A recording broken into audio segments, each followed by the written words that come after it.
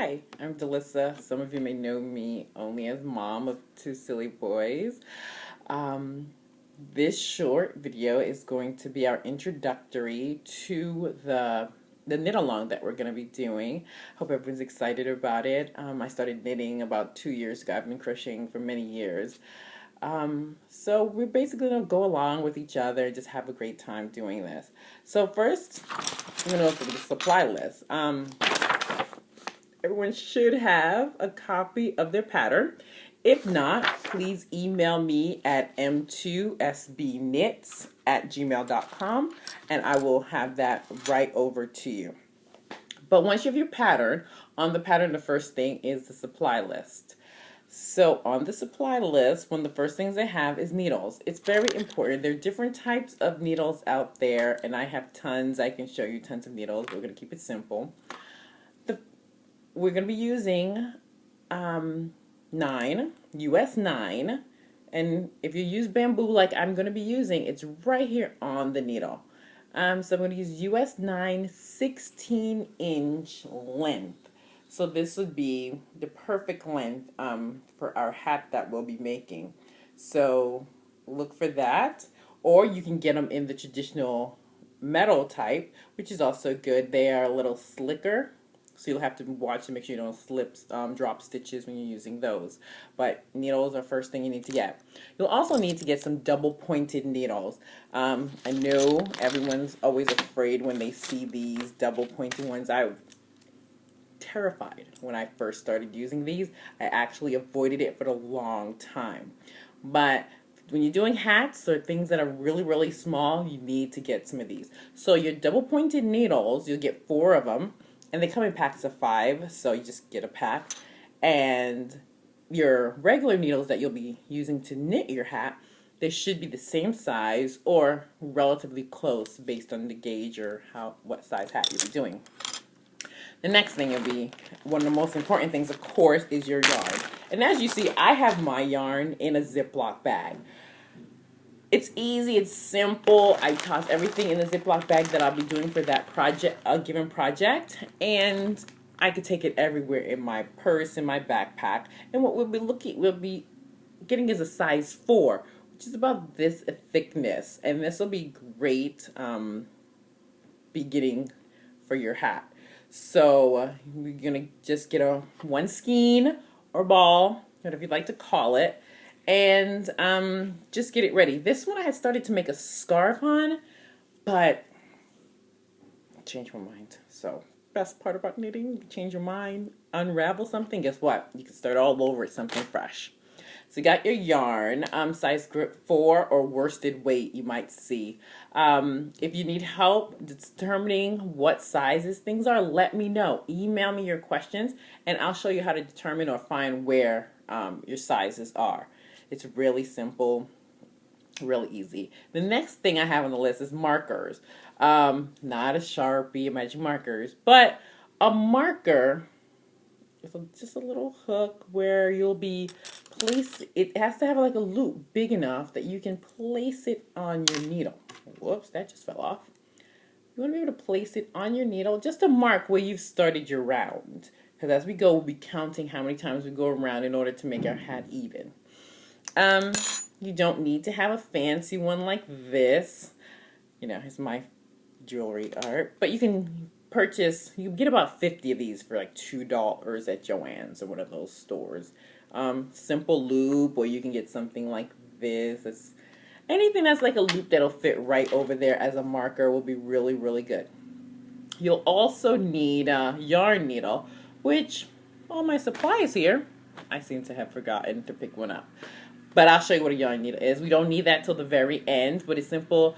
One of those plastic blue, they come in blue and other colors, needles that we'll sew at the very end of our project. A counter. Counter is very important.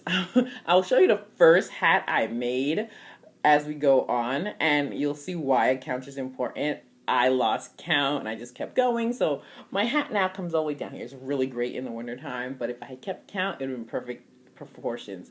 But what we need is a counter. Simple. These are about $2-3, and as you go along, you stop and you just keep counting how many rows you'll be doing. So counter. Other nice things to have would be a crochet hook. So in case you drop a stitch, it's really easy to use it to pick up the stitch, and I can show you that. So if anyone has any questions or they drop the stitch throughout the process, email me. I'll do a quick video and have it out to you to show you how to pick up that stitch. And this is also really great for casting on, depending on which type of casting on method you're doing. I'm going to show you two types so we can get started. Also, stoppers. These are really great. So when you finish for the day and you're ready to be done, you can simply put these at the end of your needles and it'll keep your knitting in place. And so you don't have to worry about your knitting falling off or you losing something, and it's really, really good. Another thing which is good to have, and maybe I should have put this one on the list. These are also markers, and what you do with these is that you simply hook these on to a given row and you snap them shut like a little lock. And that way when we get to and for those of you who have your pattern, so when we get to, like, say row 42, well, after 42 we have to knit for 5 inches. If we put one of those clip-on markers right here at row 42, we can then measure from 42 on to make sure we get our 5 inches. And that then brings us to our ruler. Ruler, very important. Get a regular ruler. Take one from the kids. I just so happen to have this because this helps me also with gauge. When I first learned, I just went to our local hobby store and I bought a knitting kit, and it came with this ruler, which I've had the last year and a half. So these are some nice things you like to have. So I know some of you already motivated. You went out and you got the list. Also, you can find me at Mom of Two Silly Boys on Facebook. So like me, share my page. Let me know how I'm doing. So here's what I'm going to do. Since we're starting, some of you I know have already gotten your supplies. Let me show you how to do a cast on. So the first thing I'm going to do is do a long tail cast on. This is the easiest, simplest cast on that you could possibly think of. So yeah, my yarn has a couple ripples in it because, well, I was knitting that scarf with it. So the first thing you're going to do is you're going to make a slip knot. However you make that slip knot, you just get that slip knot on. I go a bit of a roundabout way. You know, my husband's a Navy sailor. You think I would be able to do better knots. My husband's a sailor. My son is a Boy Scout, got a Cub Scout coming up. You think I'd be able to make better knots. Well, here we go. So you get your slip knot on there, and you have a nice long tail. This nice long tail will be what you'll be making your cast on with, and this is what your loops on. So you want that really long, and if it gets to be too long at the end, you can simply snip it off and toss that out. You have a lot of yarn you could work with. So here's what we're gonna do. Yarn have the 2 strings. So this is your working yarn. Your working edge is always gonna be what's connected to your ball. You're then going to make sure that's connected there. You're going to take your fingers, just like this, slip it in between the 2, and you're going to hold it. Do you see how I have it right here? This is what you need to look like. Slip it, pull it out. And then you're going to bring down, and here's how you're going to cast on. You're going to go under your thumb, around, see that loop right there? And then pull that right back through. And then you're going to release it. And that's 1. And see, now you have 2. So you've cast on 2. And then you do it again. I'm going to show you.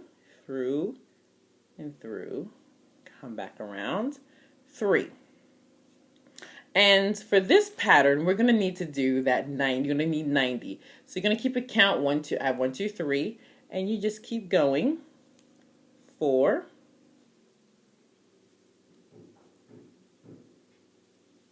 5, 6, 7. And you want to keep them on there so that they're the same width. And so see, it gives you a nice clean edge here. And you just keep going until you have 90. So that's a long tail cast on. That's one method. You know, I'm going to switch to a straight edge so that you'll be able to see this a little clearer. Another cast on that you can do is, it's called a cable cast on. So once again, they all basically start with a slip knot. You don't need that much long of a tail with this one. So you go ahead, really got to get my family to teach me. So you go ahead, you make that slip knot, get that needle in there. Okay, so you have that on there. So what you're going to do with this one, it's really simple. Here's where your crochet needle comes in handy, and it makes things very simple.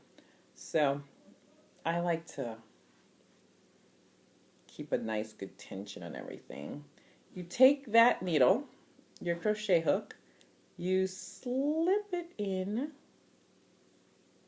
you wrap that around, and you pull it through. And you pull it through, giving you another hoop, and then you put it there. Now you could do this either with the crochet hook, or you can go ahead and just do it with the other needle, whatever is comfortable for you. But then you see you develop a little loop right here in between your two cast on stitches. So then you just stick that crochet hook right through there. You get another